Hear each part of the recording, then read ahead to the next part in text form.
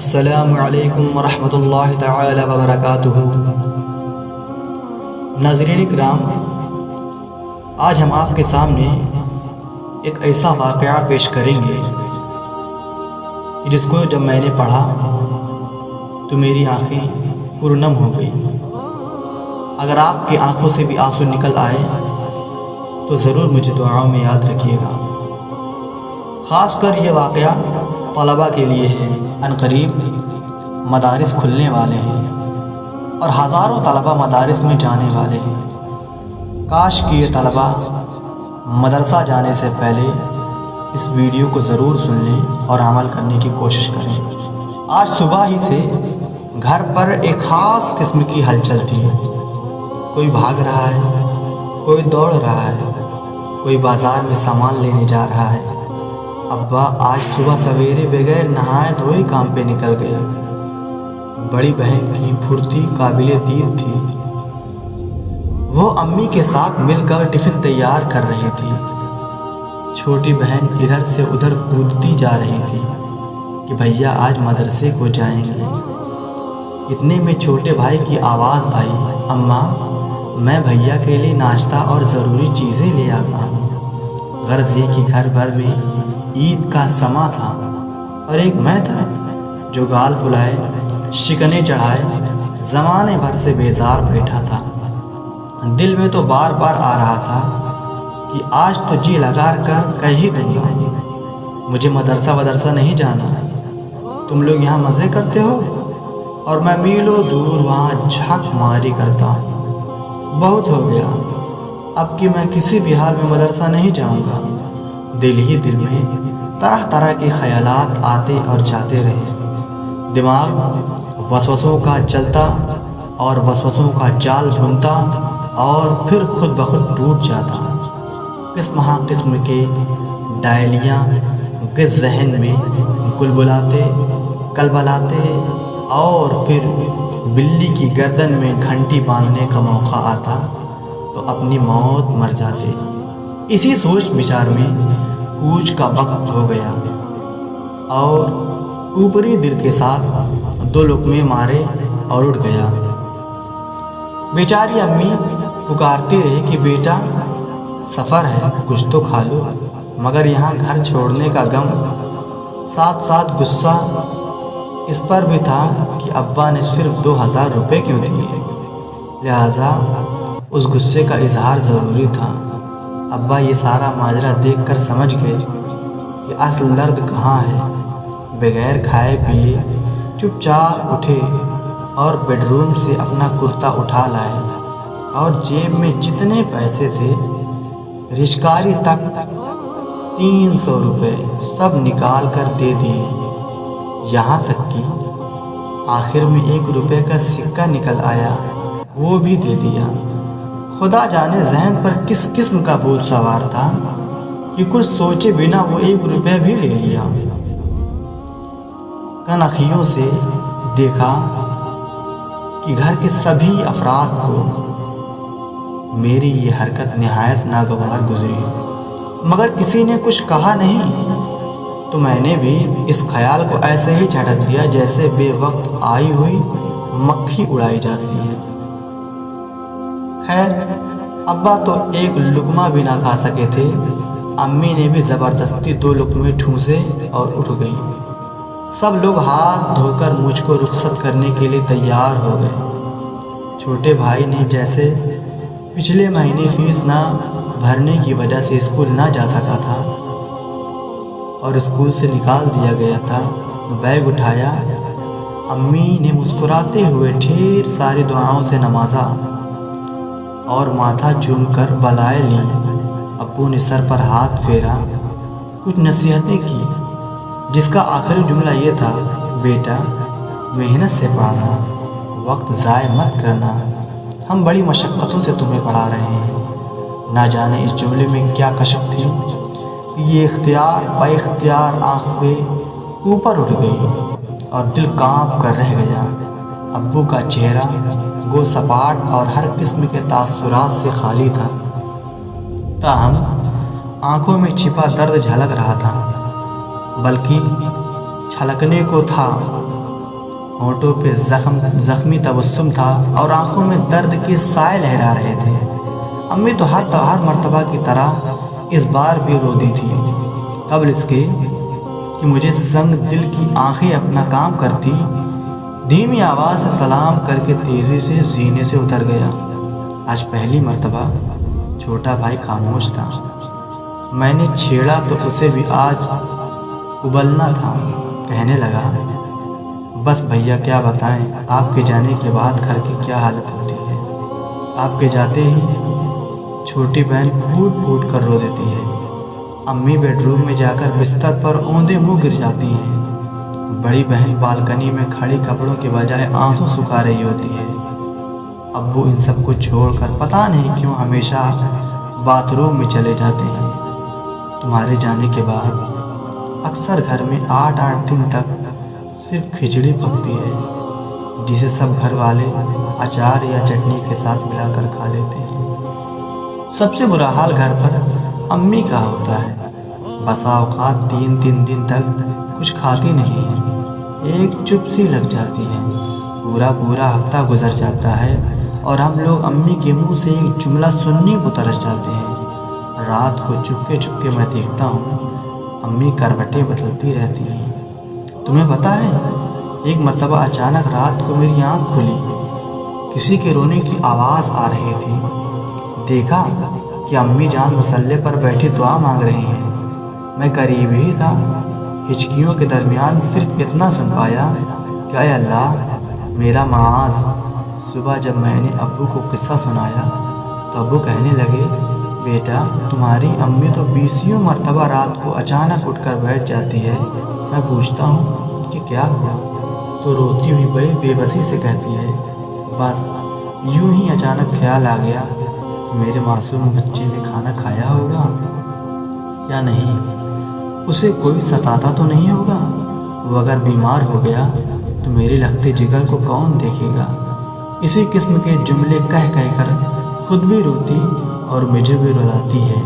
और जिस रात ये किस्सा पेश आता है, फिर वो रात मेरी और तुम्हारी अम्मी की मुसल्ले पर गुजर जाती है।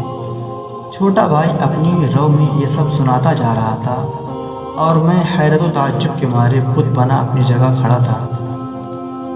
छोटे भाई ने कहा, भैया जिस दिन हम भाई बहन रात को खा पी कर फारिग बैठते हैं तो सबसे ज़्यादा तुम्हारी बातें करते हैं और अम्मी खुलकर तुम्हारे बचपन के किस्से सुनाती हैं। और हर मर्तबा अब्बू आखिर में उठते हुए ये कहते हैं, तुम लोग देखना एक दिन मेरा बेटा बहुत बड़ा आलिम बनेगा। मुझ पर यके बाद दीगरे हैरतों के पहाड़ टूटे जा रहे थे और रफ्ता रफ्ता हैरत की जगह नदामत और शर्मिंदगी ले रही थी। बिल्डिंग के नीचे खड़े खड़े अभी ये बातें चल ही रही थी कि मेरा जिगरी दोस्त खालिद आदम का और अपने बेतकल्लुफाना अंदाज में कहने लगा, बस क्या यार इतनी जल्दी चल दिए, अभी तो आए थे। मैं मुस्कुरा कर टाल गया तो उसे कुछ याद आ गया। कहने लगा, यार आज सुबह गज़ब हो गया। तुम्हारे अब्बू सुबह हाजी जुनैद के सामने सर झुकाए खड़े थे और हाजी साहब चिल्ला कर कह रहे थे, सुबह भिखारी कर्ज मांगने आ जाता है, हैसियत नहीं है तो अपने बेटियों को नौकरी पे लगा, क्यों हराम का मदरसे में डाल रखा है। और इससे पहले वाले साल भी तो बच्चे के बहाने कर्ज ले गया था, वो तो अभी तक नहीं दिए। और पता नहीं हाजी क्या क्या बकता रहा। आखिर में कॉलर पकड़ के उसने अब्बा को एक थप्पड़ मार दिया और जेब से 2000 के नोट निकाल कर ये कहते हुए मुंह पर मारी कि ले भिखारी, आइंदा हफ्ते किसी भी हाल में मुझे सब पैसे वापस चाहिए। अब्बू नीचे गिरी हुई नोट उठाकर सर झुकाए आगे बढ़ गए। सुबह का वक्त था, सन्नाटा था। ये मंजर मेरे सिवा किसी ने नहीं देखा। मुझसे बर्दाश्त ना हो सका। मैंने लपक कर पूछा, चाचा जान आप तो मोहल्ले के शरीफ और इज्जतदार आदमी हैं, आखिर इस कमीने हरामी बुड्ढू से इतना सहें और इतना दबने की क्या ज़रूरत है। ये सब जिल्लतें क्यों बर्दाश्त कर रहे हैं? कि हम दोस्त लोग मिलकर इस बुड्ढे को ठिकाने ना लगा दें? अब्बा जी की आंख में आंसू आ गए। कहने लगे, नहीं जी नहीं, اگر میں 2000 لے کر نہیں گیا تو میرا بیٹا مدرسے میں نہیں جا پائے گا، اور میں اس کو پڑھا کر جنت کمانا چاہتا ہوں۔ دائمی جنت کے لیے عارضی ذلت برداشت کر رہا ہوں۔ یہ قصہ سن کر میرا حال یہ تھا کہ کانٹو تو بدن میں خون نہیں۔ میری نظروں کے سامنے گھر سے نکلتے وقت پیسوں والا قصہ گھوم گیا۔ میں اپنے آپ کی نظر میں ذلیل ہو گیا تھا۔ چھوٹا بھائی مجھے دیکھ رہا تھا، مگر میں اس سے نظر ملانے کے قابل نہ تھا۔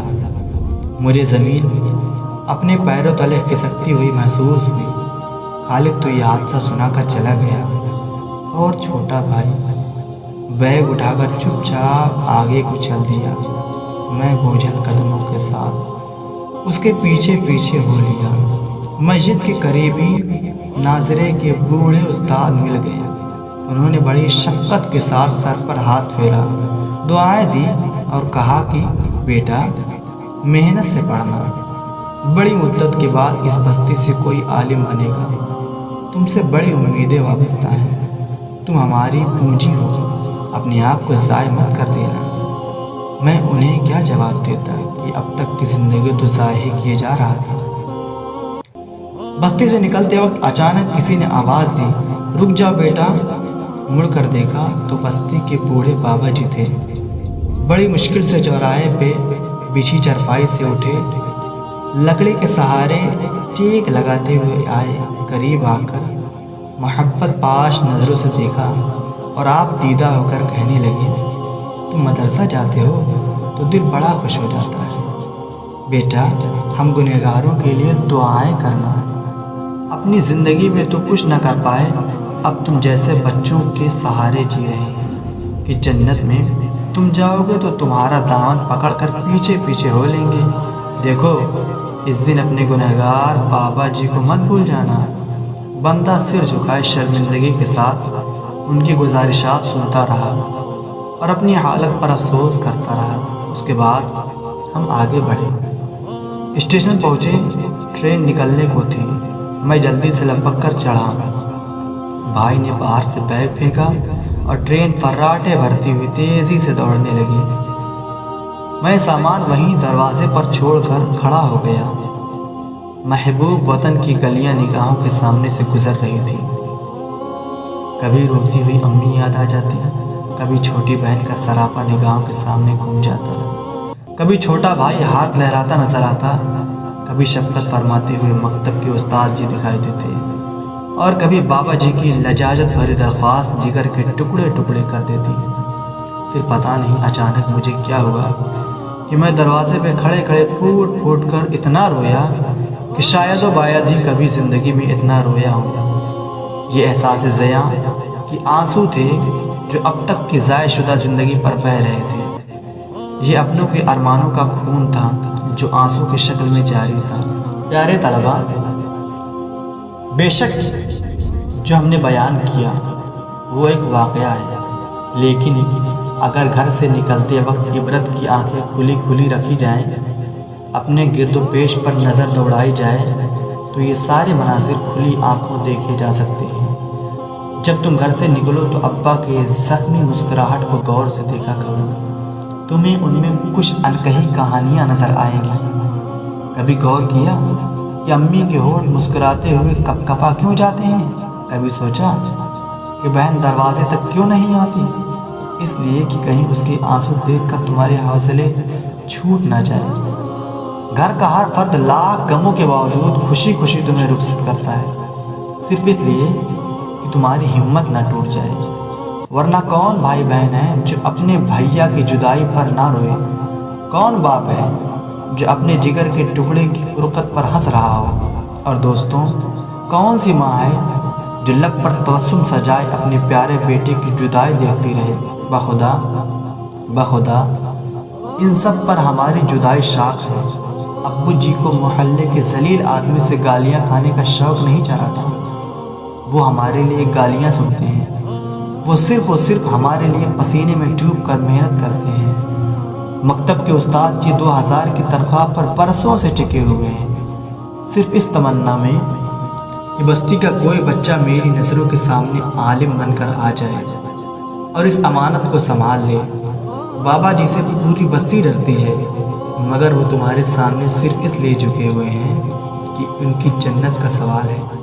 دوستو، آؤ گریبان میں منہ ڈال کر سوچیں کہ کیا ہم اس قابل ہیں کہ کسی کا جنت کا سامان کر سکیں؟ کیا ہمارے پاس ایک سجدہ بھی ایسا ہے جس میں خدا کے سوا کسی کا خیال نہ آیا ہو؟ جو ماں ہمارے لیے 20 مرتبہ اٹھ کر روتی ہے، کیا ہم نے پورے سال میں کبھی ایک مرتبہ بھی اس پیاری اماں کے لیے ہاتھ اٹھائے؟ ہم کیسے سنگ دل بیٹھے ہیں؟ ماں کے نام پر تو ساری دنیا کا دل پگھل جاتا ہے، مگر ہم اپنی خواہشوں میں ایسے مدہوش ہیں کہ ماں تک کی قربانیوں کو ہمیں احساس نہیں۔ کیا ایک موبائل کی اتنی اوقات ہے کہ اس کے پیچھے اتنے سارے لوگوں کی قربانیاں ضائع کر دی جائیں؟ کیا ہماری بیہودہ گپ شپ اتنی قیمتی ہیں کہ ہم کسی کے ارمانوں کا خون کر دیں؟ کیا مدرسے کے عارضی دوستوں کی اتنی قدر ہے کہ ان کے لیے پڑھائی چھوڑ کر اپنوں کی تمناؤں کا جہاں اجاڑ کر رکھ دیں؟ کب تک بے مقصد زندگی جئیں گے؟ کب تک مدرسے میں پڑھے پڑھے اپنی اور دوسروں کی زندگی ضائع کریں گے؟ یاد رکھو دوستوں، آج اگر ہم کسی کی ارمان کا خون کرتے ہیں تو کل کو ہمارے عزیز بھی ہمارے ارمانوں کا خون کریں گے۔ آج اگر ہم کسی کی قربانیاں رائے گاہ کیے بیٹھے ہیں تو کل کو ہماری قربانیاں بھی رائے گاہ جائے گی۔ پیارے بھائیوں، اس ابو کا واسطہ جو ہمارے لیے ذلتیں جھیل گیا، اس اماں کا واسطہ جس کا کوئی پل ہماری یاد کے بغیر نہیں گزرتا، مکتب کے اس شفیق استاد کا واسطہ جن کے دعائیں ہمارے نام کے بغیر پوری نہیں ہوتی۔ اپنی زندگی پر غور کرو، خدا را وقتی لذت کے لیے دائمی ذلت کا سودا نہ کرو۔ دوستوں، آؤ آج میں اور آپ مل کر ارادہ کرتے ہیں کہ اب کے مدرسے کی زندگی کچھ الگ زندگی ہوگی۔ اب کی شب و روز مقاصد کے ساتھ گزریں گے۔ اب محفلوں میں اور لغویات میں وقت ضائع نہ ہوگا۔ اب کے اساتذہ کے احترام میں ذرہ برابر کمی نہ ہوگی۔ اب کی ایسے محنت ہوگی کہ دوسروں کو ترس آ جائے گا۔ اس مدرسے میں ہم اپنی اللہ کی محبت لینے کے لیے آئیں گے۔ اب کی رات کو اٹھ کر روتے ہوئے پیارے اللہ سے معافی مانگیں گے۔ اب کی نافرمانی والی زندگی کے بجائے اطاعت والی زندگی گزاریں گے۔ دوستوں، ایک آخری بات عرض کرتا چلوں کہ اگر کبھی کوئی قول، واقعہ، سچی کہانی یا کوئی تحریر وغیرہ اچھی لگا کرے تو مطالعہ کے بعد مزید تھوڑی سی زحمت فرما کر اپنے دوستوں سے بھی شیئر کر لیا کیجیے۔ آپ کی شیئر کردہ تقریر ہزاروں لوگوں کے لیے سبق آموز ثابت ہو سکتی ہے۔ دوستوں، اگر آپ کو ہمارا یہ ویڈیو پسند آیا ہو تو آپ ضرور اپنے دوستوں کو شیئر کریں اور اس واقعے سے سبق حاصل کریں۔ ہمیں دعاؤں میں یاد رکھیں اور ہمارے چینل کو سبسکرائب کریں۔ السلام علیکم ورحمۃ اللہ تعالیٰ۔